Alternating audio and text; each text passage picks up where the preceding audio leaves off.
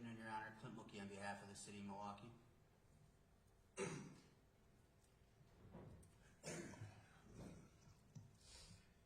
So we're back today on this case.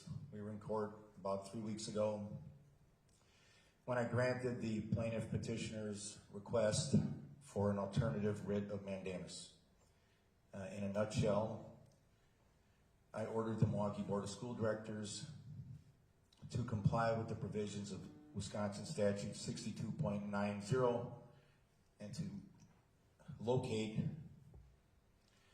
or relocate 25 school resource officers in MPS schools.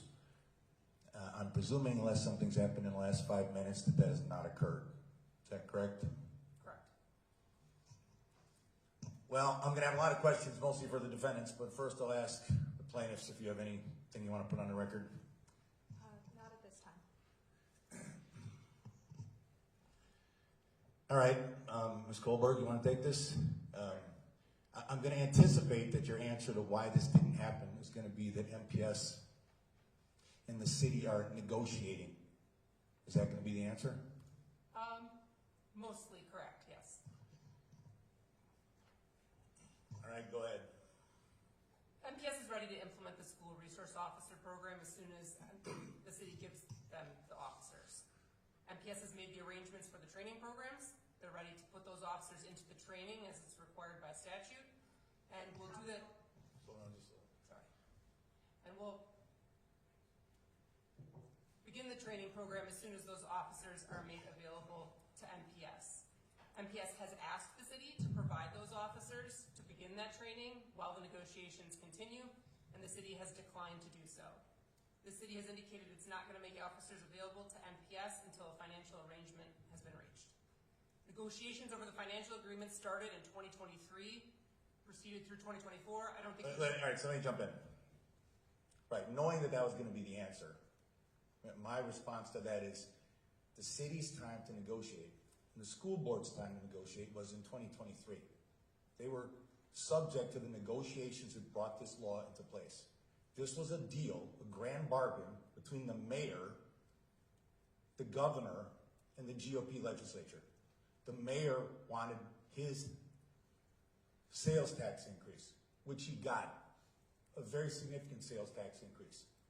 As part of that grand bargain, the GOP basically wanted the 25 school resource officers back in MPS. The city agreed to do that. So did MPS by extension.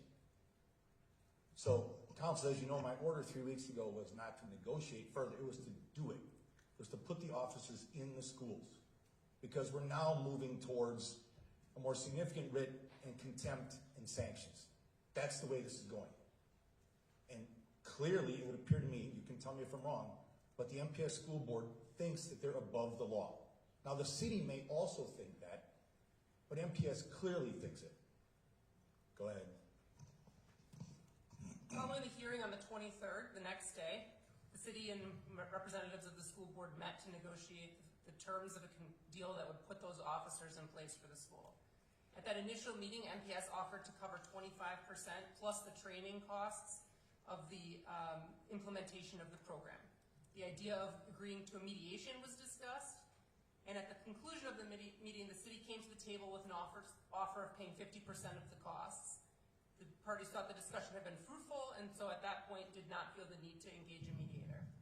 The next meeting took place on February 6th, at which point, in the interest of resolving the matter, MPS upped its offer to cover 33% of the costs, plus the training of the officers. The city was unwilling to budge from its offer of 50%, and again, the idea of mediation came up. Following the meeting, a mediator was identified for use by the parties, and MPS remains willing and able to participate in the mediation process if and when the city is willing to sit at the table with a mediator. Recognition from the governor that MPS is making good faith efforts to resolve this issue came on February 12th when he said MPS has been working diligently in recent weeks to make progress on this issue. And I'm glad to see this good faith effort to try and reach consensus. Let's get this done. MPS's offer to cover 33% of the costs plus training makes good fiscal sense for the following reasons. First of all, it's been nearly impossible for MPS to figure out or to obtain the information necessary from the city to determine costs for the program. It's been target, and there's been no solid answers. Nonetheless, the city and the MPS estimate that the cost of about cost of 25 officers for 176 MPS school days is somewhere in the realm of $1.5 million. A 33-66 split is approximately $500,000 to MPS and $1 million to the city, plus MPS has agreed to pay for the necessary training. As the court noted, MPS didn't get a dime out of the deal with the state. The city, on the other hand, as the court noted, got $21.9 million increase in shared revenue and budgeted $193 million in sales tax as part of this in order to implement the requirements to implement the program. In 2025, that's the budget for the sales tax, and they will receive an additional $4.9 million increase in shared revenue. $1 million is a drop in the bucket of those costs. Those taxpayers are being asked to pay for these officers in 4 different ways now. They're being asked to pay for those same police officers through their property taxes through the city of Milwaukee. They're paying for them through the state income sales tax and sales tax through the shared revenue program. They're now paying the city for those officers through their sales tax. And now the city is demanding that they pay for that through the MPS taxes that are also as a taxing jurisdiction. A couple things came up at the last hearing that I just want to correct the record on for the court and for the public and for opposing counsel. And there was a discussion about the referendum that MPS recently went through. I went back and looked at the language of the referendum. The law doesn't permit MPS to use those funds for this program. The referendum limits the use of those funds for the reoccurring purposes of sustaining educational programming, including offering career and technical education programs, attracting and retaining certified educators, and further improving art, music, physical education, and language programs. But here would be my retort, counsel. And here's what the plaintiffs would say. You can't worry about art and physical education and other extracurriculars if you can't worry about the safety of kids that come into MPS schools on a daily basis. The plaintiff's assertion is that she, as a taxpayer who has a child in MPS, she herself, being an MPS graduate, has the right to have her child be safe in school. Anyone who has kids understands that safety during the day is the paramount, preeminent concern. You want your kids to be educated, but they can't be educated if they're not safe. I'll take a safe school over one with extra art classes any day of the week. And as I said last time, counsel, you're a good attorney, but you're being put in a very difficult position by your client, by MPS. And I will say, on the record, the governor's idea of, what did you say, they're making diligent progress? Was that his quote? Something like that. Okay, well, if the governor thinks 18 to 19 months after this case, or strike that, 18 to 19 months after this law was passed, there's now diligent negotiating going on. I hope that was sarcasm, because he is partially responsible for this too. He made this grand bargain with the mayor, and those parts of your argument, counsel, are correct, and I'll turn to the city attorney's office in a minute. The city basically foisted this on MPS. Whether the MPS wanted it or not was secondary. The city, the mayor, wanted his sales tax increase. He wanted the extra roughly $200 million. So let's go to the city. Why is the city not giving them the resource officers? And why did they not do it 13 months ago? The city is awaiting an agreement as to the apportionment of those costs. The city is willing to mediate. In fact, the city suggested mediation in the first instance. The city has negotiated throughout the course in good faith. In fact, it was MPS that broke confidentiality and made public statements about those negotiations. I do want to correct one thing that was said previously.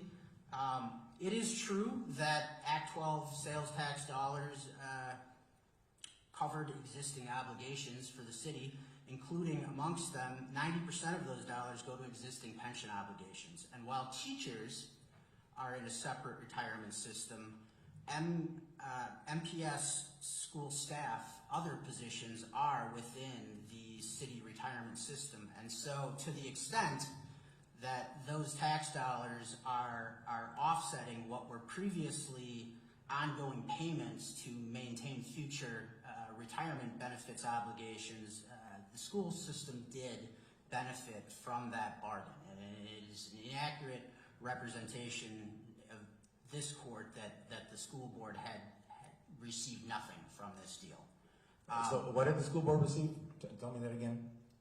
90% of the Acts 12 dollars are going to existing pension obligations, including pension obligations related to MPS employees. Not teachers specifically, but other MPS employees which are within that retirement system.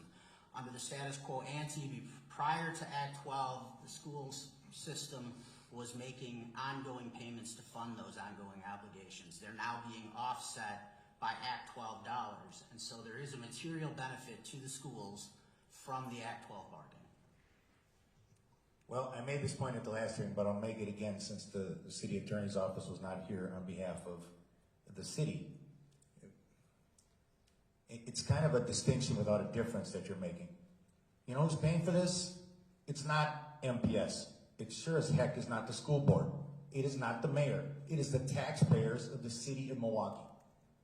Either way, because when a city taxpayer gets their bill, included among the allocations of their generally excessive taxes under property taxes are MPS, the county, the city, the state, MATC, and one or two other entities that I'm probably forgetting. MMSD, the sewerage district. Taxpayers are paying for this. So you guys are splitting hairs. This is all bluster.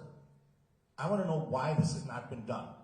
And since I've grilled MPS, I want to grill the city. Why have you not handed the officers to MPS? What's the mayor's answer?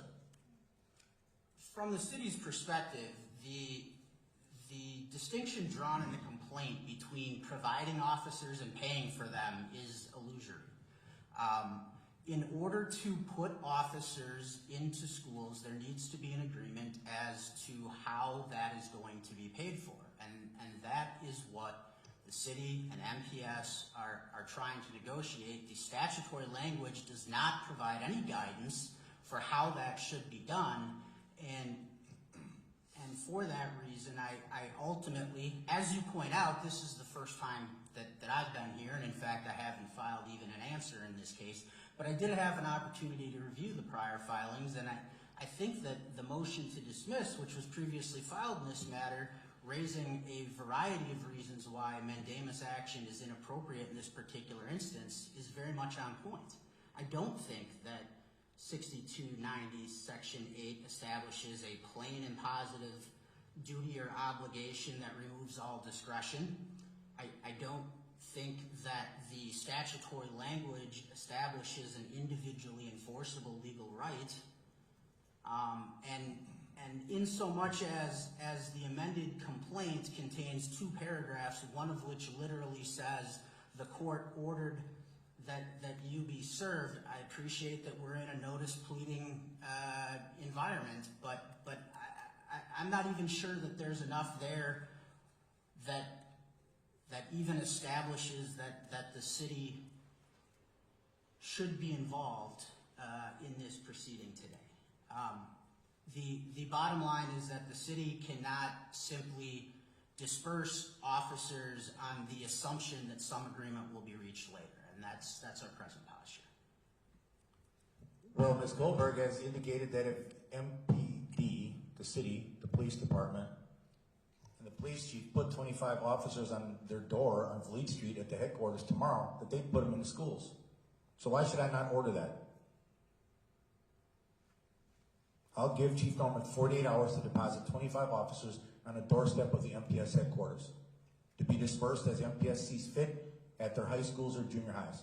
Well, first and foremost, I'm not sure that would even meet the requirement of the statute, in so much as officers need to be trained as specified in the statute before they can serve as SROs as defined in the statute. So even if I were to find you 25 officers that could be deployed, I'm not sure that gets us closer to finally satisfying all of the statutory elements.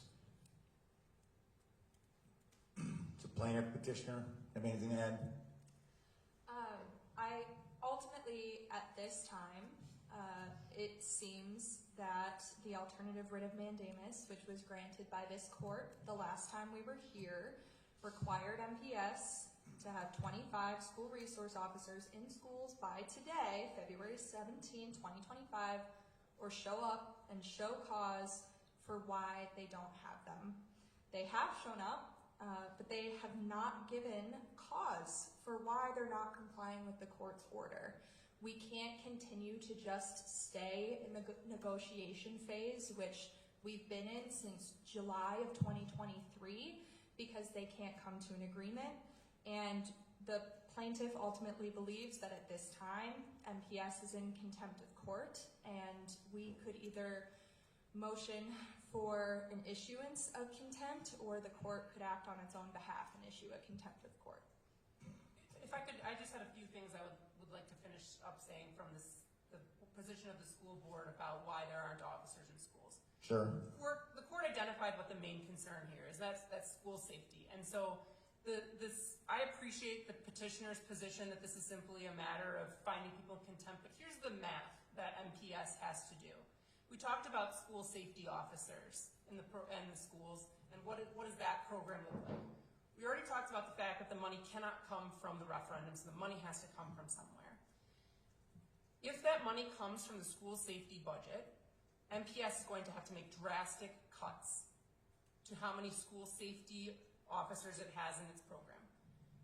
25 officers from MPD helps, but it cannot be the only solution for school safety. There are 150 buildings. School safety officers have to be a component. This financial breakdown between MPS and the city is integral to that decision. If MPS is required to pay for 50% of the costs, it's going to lose 40 school safety officers, to be specific. If it has to pay for 100% of the costs, it would lose more than 100 of them. And so this breakdown about how and when the school board can comply directly correlates with the importance of the school safety concerns that the court has addressed. That's why the city is willing, or the school board is willing to say this 33%.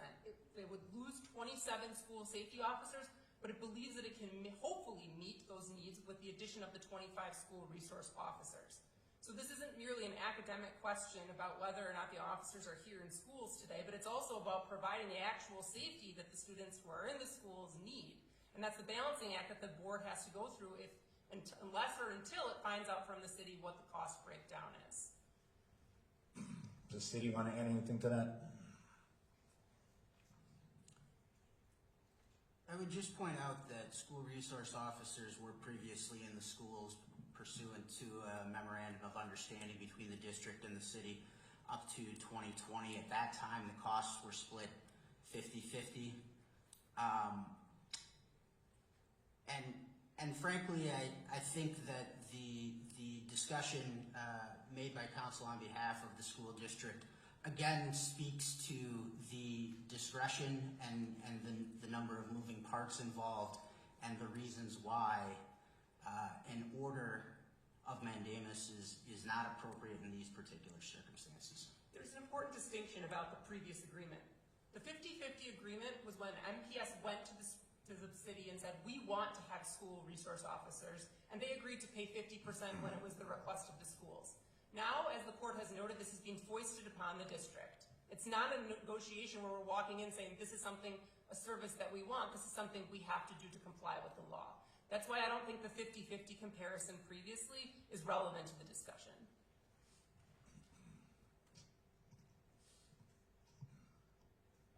Well, one of my concerns here is that we're talking about all these things that should have happened 18 months ago. The law was passed in 2023. Someone that I encountered recently knew I was handling this case, and they commented just generally, well, they've only missed the deadline by a month. And I pointed out to them, no, the deadline was not January of 2025, it was January of 2024. MPS has ignored this deadline for 13 months, or realistically, more like 18 or 19 months, because the law was passed, as I recall, in June or July of 2023. That's well past a year and a half. We're discussing things that should have happened previously. You know, it's like saying Matt LaFleur should have prepared his team for the NFC playoffs. He didn't. They got crushed. MPS should have been involved in the negotiations, because MPS and the mayor and the governor are all the same political party. I would bet my left arm that every single member of the school board is a Democrat, probably a liberal Democrat. They could have easily picked up the phone to the mayor or the governor and said, hey, we don't want this law. It's bad for whatever reason. They either didn't do it or they were unsuccessful. So now they're the subject of the law. So yes, in effect, it was foisted on them, but the fact that a law is put in place that you don't like does not give you carte blanche to ignore it. And as we discussed, Ms. Goldberg, at the last date, you have, based on the allegations from the plaintiff petitioner, based on the allegations in their original filings, multiple school board members, school board officers, primarily the vice president of the school board, literally laughing at their legal obligation. I take a dim view of elected officials thinking that they're above the law. They're not, at least in this court. So this is going to get resolved.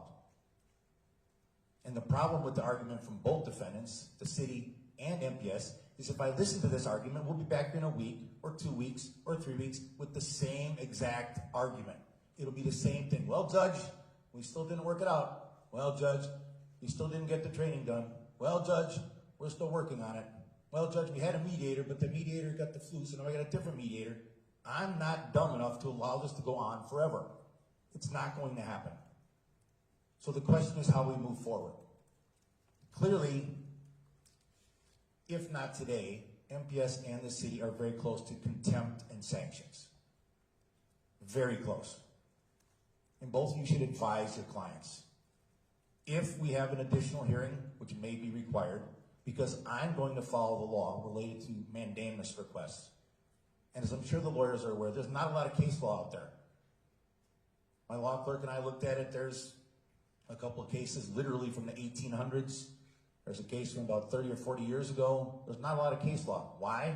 Because the gall that MPS, primarily, the city to a lesser degree, has shown in just violating the law, thumbing their nose at this statute is egregious, and it's frankly breathtaking. That's why there's not a lot of case law out there in this. The gall and the temerity of, again, primarily the school board, but to the lesser degree the city, is breathtaking. So if we have an additional hearing, which we may have, the first order I'm issuing today is that either the president or vice president of the MPS board is going to be sitting there next to Ms. Colbert as a representative of the MPS board. They have had 18 months. They will no longer be allowed to send Ms. Colbert in to do an admirable job of advocating on their behalf. Either the president or vice president will sit next to Ms. Colbert. I'll leave which of those officers appears to the discretion of council and the board. It probably should be the vice president, since she's taken the lead on this and is the one, Ms. Gakul Gandhi, who has laughed repeatedly at public hearings, to the media, at press gatherings. This is a very, very public case.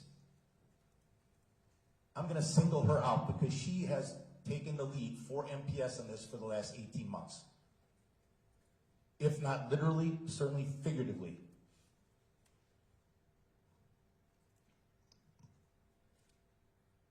But when it comes to the issue of payment for this, again, I'm to the point where I feel like I need to make a ruling. And I would say yes, when the statute was drafted, when it was put in place, I would say there was, frankly, a gap in the law. The legislature should have passed, and the governor should have noted it or vetoed it and had them go back and amend it and modify it. It probably should have included an exact specification of the apportionment of costs. It should have said the costs are to be split 50-50 or 60-40 or whatever the number is. That should have been done. But it wasn't. That's something for the mayor and MPS to take up with their lobbyists. Good legislation includes payment provisions. It doesn't just tell public entities, or anyone, but particularly public entities, go do something without providing a funding mechanism.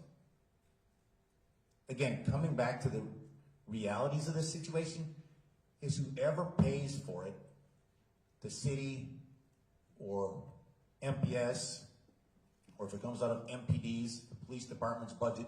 Again, we're splitting hairs. It's the city taxpayers, of who the plaintiff is one. Correct, counsel? Correct. Your client lives in the city of Milwaukee, Correct. pays taxes in the city of Milwaukee. Correct. So the city argued, sort of off the cuff, and you can expand on it if you want to, that mandamus is not arguably appropriate. If it's not mandamus, and I'm asking this legitimately, you can answer if you have an answer, and then I'll hear from the petitioner. What relief would there be? Because this strikes me as the kind of case where everybody says, we're gonna do it, we're gonna do it, we're gonna do it, until there's a tragedy. I'd like to think that the MPS board is aware that there was a school shooting 2 months ago in Madison. 2 months ago in Wisconsin. So if there's another school shooting that could potentially be stopped with a police officer, with a school resource officer standing at a door or responding with the appropriate training, who's MPS gonna explain that to then? What's the president of the school board gonna say then? Can the city respond, if not mandamus, what? Because my thought, and I'm sure the plaintiffs can argue for themselves, but my thought would be that leaves Ms. Bugrin without any relief.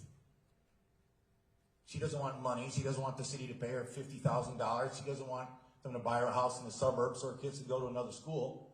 What would her relief be? Counsel? I don't have an answer to that question ready, Your Honor. What I can tell you is that my review of the case law relative to mandamus is that it suggests that where the statutory language does not preclude all discretion on the actor, that if the courts were to wade into that, they're ultimately violating separation of powers. And I don't think that mandamus relief, even if it is the only relief that you and I collectively can posit at this juncture in time, is appropriate in this case. Counsel? Yeah, as a preliminary matter, this court has already issued an alternative writ of mandamus in this case after finding that plaintiff has established a prima facie case that includes the fact that the school board has a plain and positive duty, which is ultimately what the city is arguing it doesn't have. I will say that we've already discussed this at the last hearing, but I'd be happy to go over the plain and positive duty argument again, just since the city wasn't there the first time. You can do that briefly. I mean, I obviously issued the order, but go ahead briefly. Yeah, so at the end of the day, a plain and positive duty is when something has been positively imposed by law, the performance is required at a specified time, in a specified manner, and upon specified conditions, which is absolutely the case here. And while defendants claim that there's a number of decisions that need to be made that require some discretion, the Supreme Court of Wisconsin has found that even when the promulgation of certain aspects of a duty require decision-making, that doesn't mean that the statute isn't ministerial or that it doesn't impose a plain and positive duty. Additionally, our courts have found that mandamus is the appropriate remedy to compel an exercise of discretion. And that's happened in State ex rel. Althouse versus City of Madison. In that case, the court explains that mandamus can be used to compel the exercise of discretion where there is a mandate that a government actor is to use discretion and there's no evidence that the actor has done so. So in both of those ways, there is a plain and positive duty that exists in the Wisconsin statute that requires MPS to have 25 school resource officers in schools by January 1st, 2024. It is very clear. And I'd be happy to go through the rest of the elements of mandamus, but I do believe that that's what the city is arguing isn't present in this case. I would just, on behalf of the board, like to reiterate the position that we took at the last hearing, and I won't do it at length, but it is still the board's position that dissatisfaction with the school board and its actions is a political question for which a political remedy is appropriate, not mandamus. And as dissatisfying as the petitioner may find it, her remedy is to go to the ballot box and to vote for a different board who puts it in place. Get her friends to do the same. It's a political question with a political remedy. If if I may briefly. Sure, take that one. I have a response, but I'll let you respond first. Yes, so the remedy to a situation where a public official is not following the law is not the ballot box. If it was a decision on MPS's behalf that they wanted or didn't want school resource officers, if they took a vote and a plaintiff was dissatisfied with a decision made by that, she could go to the ballot box and vote for different school board directors. However, in this case, it is law. It is required that MPS have school resource officers in schools, and therefore just saying that, oh, well, you know, MPS directors can continue to just ignore the law because we have liberal directors is not the way to solve this issue.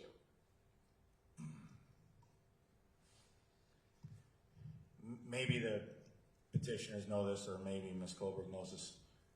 I'm not going to turn this into a political argument because what I'm focused on is the facts of this case and the law and the at least apparent lack of compliance by the school board and to extension, or by extension, the city. But, and either side can correct me if I'm wrong, we have school board elections in a month and a half, early April. I would venture that 2% of the people watching or listening to this hearing know that there even is such a thing as a school board election. Many of those posts that are up for election are unopposed. The school board is not really a functioning, actual elected body. I would think that the school board and MPS, with the raft of problems that they have, would take the win. They would take the easy one, put the school resource officers, and move on to bigger and better things, like balancing their budget, like responding to the DPI audit from the Department of Public Instruction that alleges that they've lost or misplaced or misused, I think it's $800 million. The fact that in the last year or thereabouts, they've lost their Head Start contract. But most importantly, MPS, and this is not for you, Ms. Goldberg, it's for MPS. And it's for the people that are listening or watching to this. MPS should focus on educating children. They should focus on children, particularly African-American males, who are being failed by this system, failed in a colossal fashion. It is a reprehensible reality that the city of Milwaukee, not by my estimation, not by my conjecture, by objective measures, has, at least allegedly, the worst public school system in the United States. Elected officials in this community stand by. That includes MPS, it includes the Common Council, it includes the mayor. And am I going to ruffle feathers by saying that? Yes. But it includes all of those entities who stand by as the children in this community, in the city of Milwaukee, are not educated. It stands by while African American children are educated less than in any city in the United States. Less than Chicago, LA, Baltimore, states like Mississippi.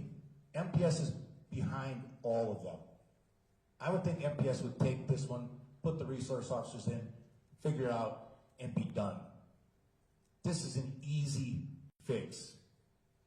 It's an easy resolution.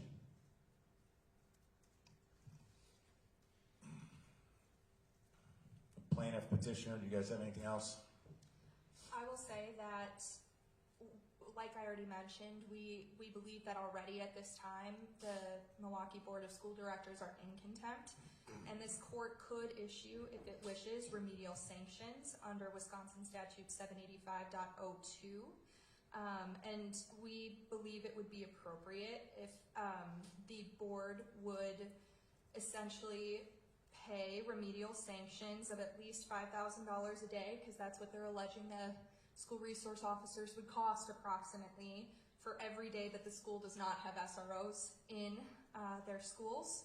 In State XREL Zinego versus Wisconsin Elections Commission, the circuit court ordered the commission to comply with the writ of mandamus and pay a prospective daily forfeiture to force compliance.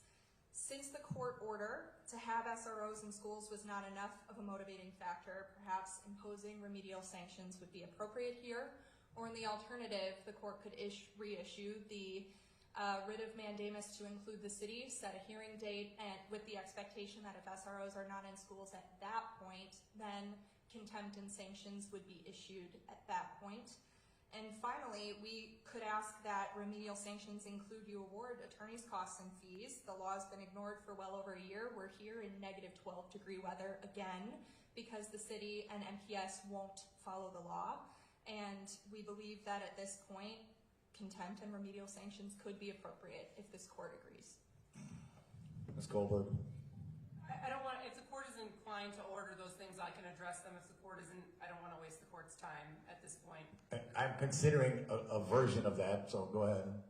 Judge, if the goal is to get officers in the schools, that's not the solution. The solution is to get MPS or MPD to the table to get the officers produced so they can go through the training and get them there. That's just going to cost dollars that already don't exist, that are not going to go to this program, and it's going to make the budget even tighter. I don't think it achieves what the goal and what the stated goal of the petitioner is. There's got to be some sort of discussion of the apportionment of costs if this is going to happen. Counsel for the city. I would largely agree with Ms. Kohlberg. I think that the imposition of costs onto the school board take us further away from accomplishing the stated goal of this hearing.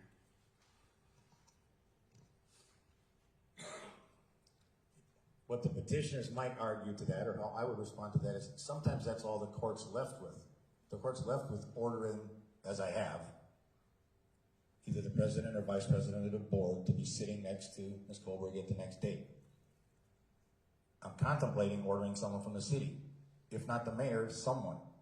Because if I'm going to take up contempt and sanctions, which are certainly on the table, historically, lawyers know that, a judge, the bench, the third branch of government doesn't have an army.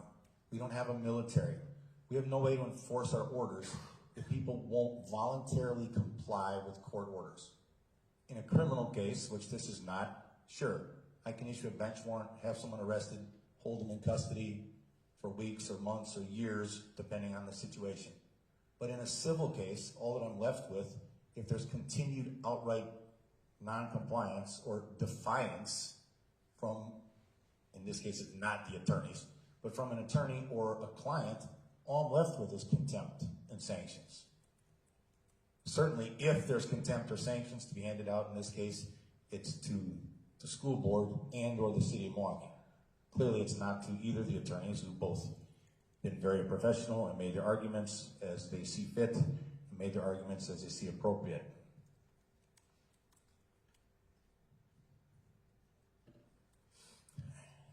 I think I'm prepared to make a ruling, but I need a couple minutes. I'm going to go off the record for 5 minutes. I'll come back and make a ruling. All rise. May be seated.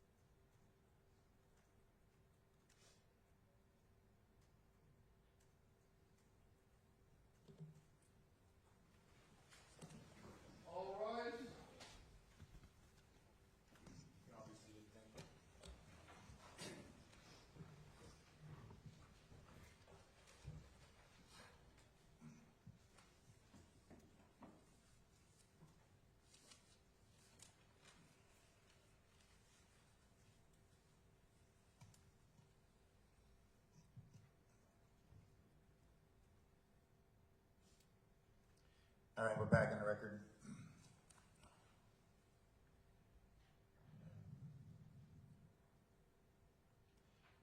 I said earlier that I'm sure one or two of my comments would make people, including elected officials in Milwaukee County, specifically the city of Milwaukee, uncomfortable. That's not necessarily by design, but I don't mind that being the case. Because it is long past time that we have uncomfortable conversations in the city of Milwaukee and in southeastern Wisconsin. It strikes me that in the last 5 to 10 years, almost no elected official will buck the trend of everything's fine, everything's great, everything's wonderful. Don't look at the train wreck on the side of the road. Don't look at the situation in MPS.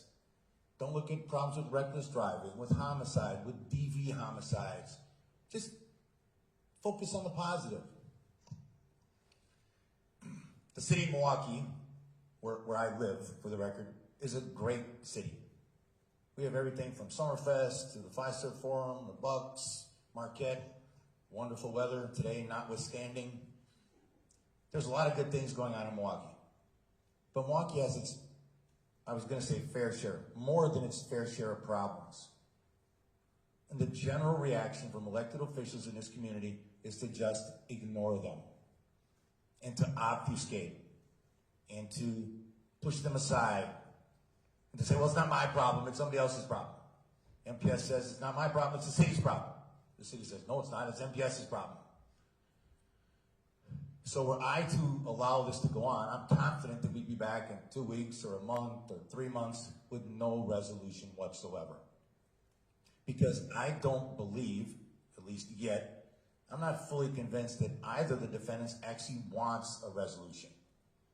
The city agreed as part of this grand bargain under Act 12 to the implementation of this law and putting the school resource officers back in MPS. Obviously, I wasn't there, of course, so it's a bit of speculation and conjecture on my part. But obviously, there were conversations that went on at some level between the mayor or the common council, representatives of MPS, lobbyists, school board members, and others, that this trade-off was acceptable.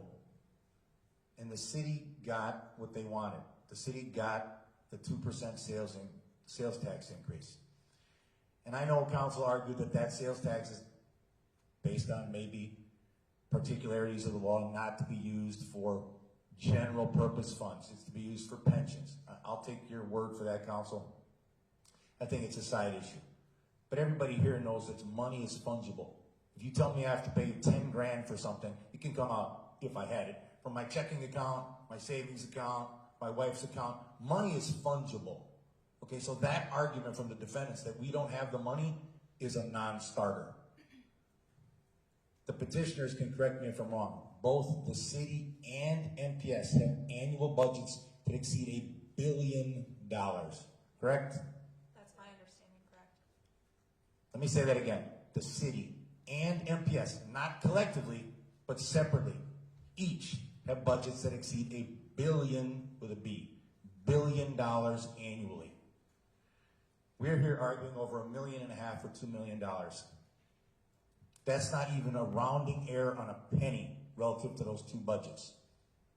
And yet, the plaintiff and other taxpayers and students and parents of MPS kids have sat by for 1.5 years since the law was passed in mid-2023 and 13, almost 14 months since the implementation date, with both the city and MPS, but primarily MPS, flaunting the authority of the court and directly violating the law. That's unacceptable, and it's not going to be tolerated by this court.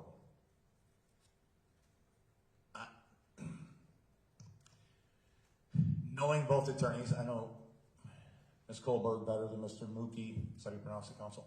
Yes, sir. I'm confident both of them went back to their clients and said, this judge is going to hold you accountable. This judge is going to make you comply with the law. There are judges that won't, but this judge will.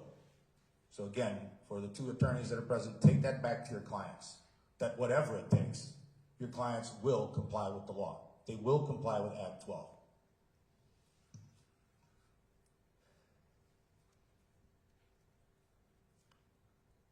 Some of those uncomfortable conversations that I'm going to reiterate is A, I want the law followed.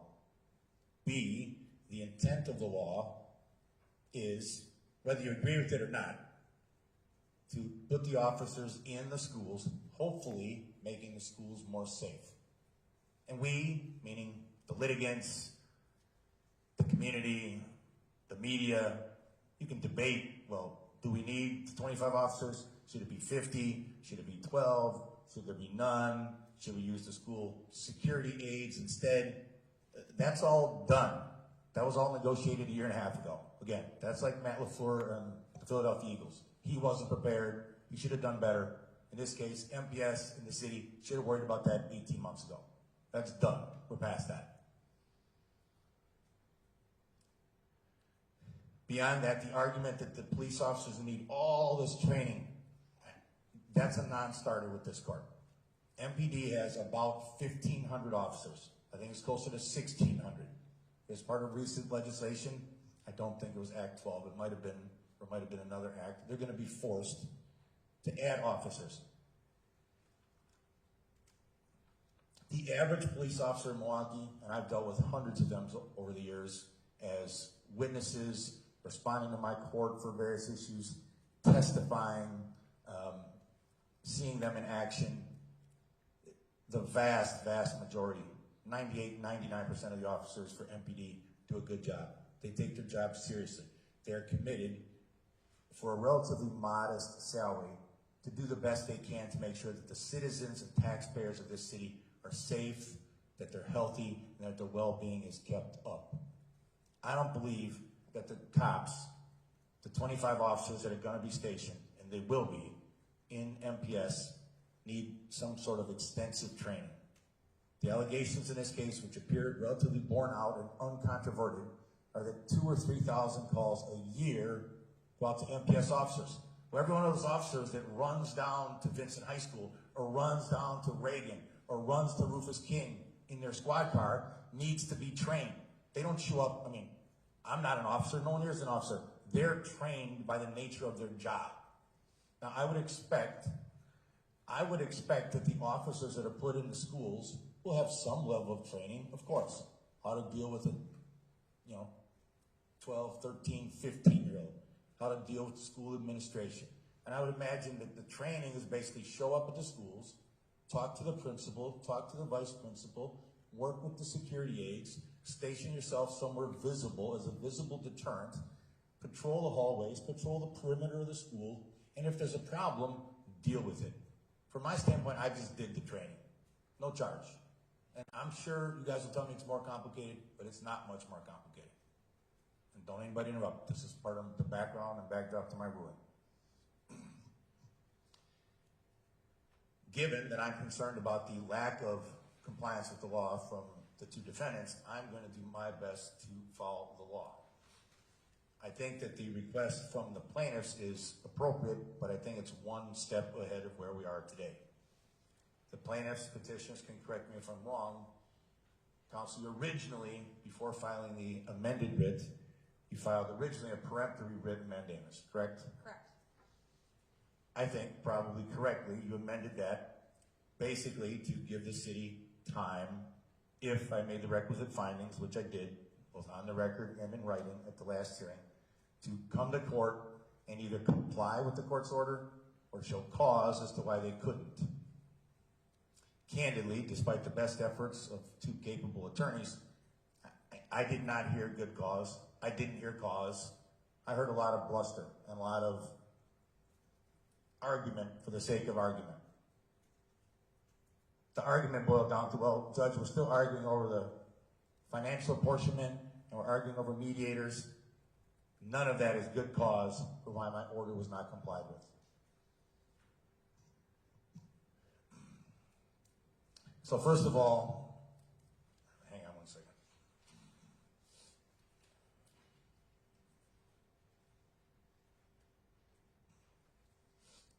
as I said earlier, in the law that was passed,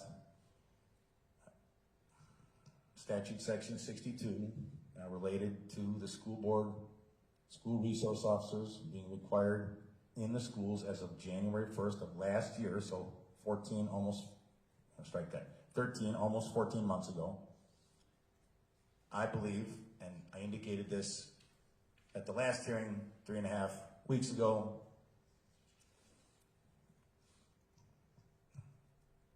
that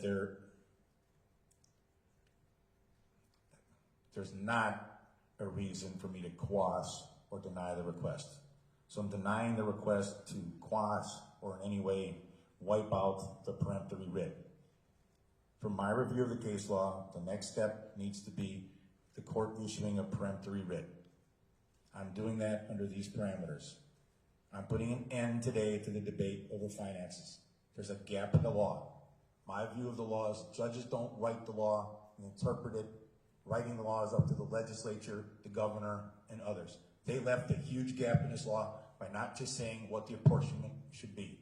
So I'm going to fill that gap today based on what's been represented to me, based on the equitable powers of the court, based on fairness.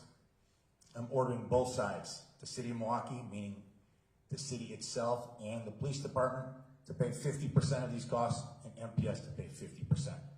That is also the precedent of that's what the agreement was previously, prior to, I think it was 2020, when the school resource officers were pulled from the schools.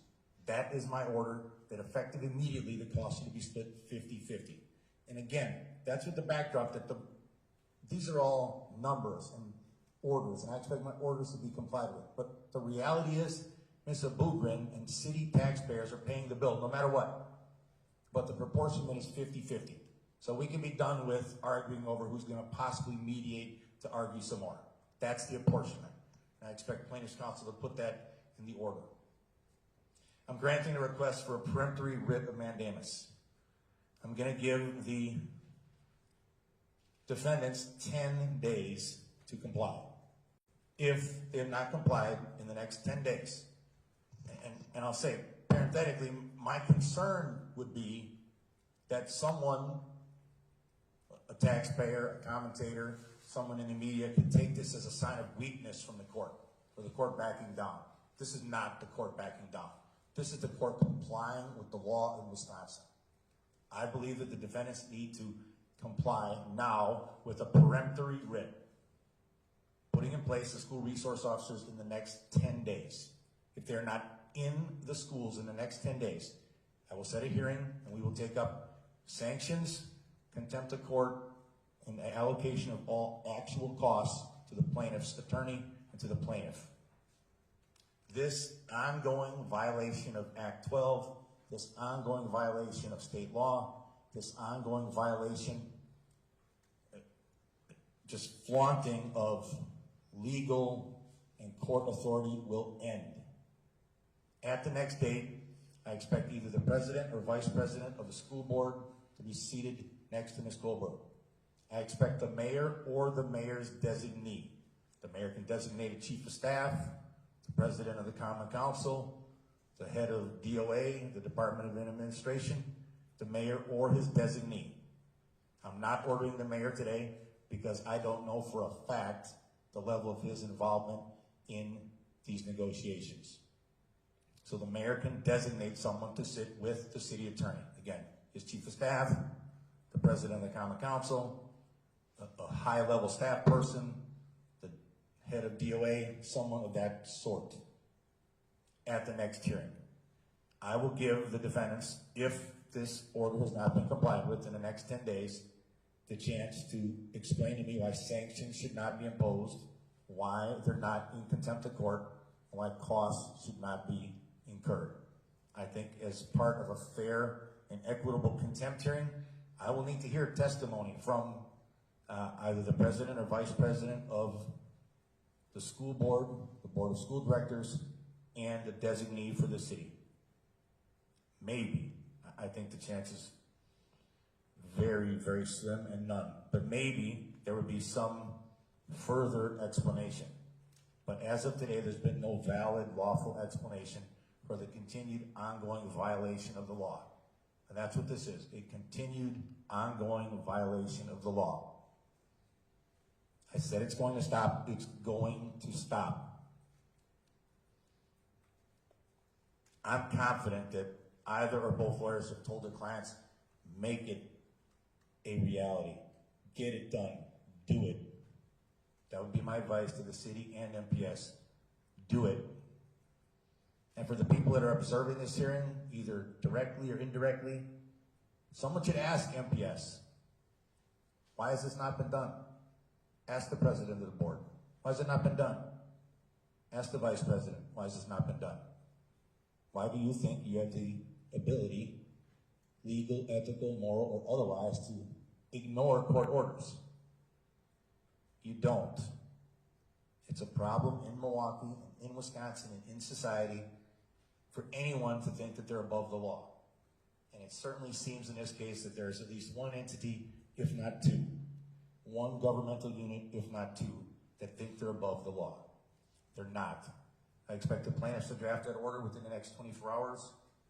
The defense attorneys have 24 hours to object only as to form, obviously not as to the merits of the order, but as to form. At that point in time, I would sign the order. My clerk will set a date in approximately 10 days, so it'll be next Wednesday or Thursday.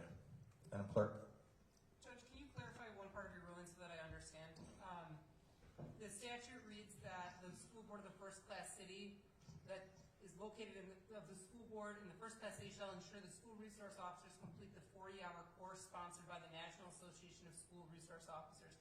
Will the court find it acceptable that those officers are registered and trained? I don't know logistically in 10 days that that's possible.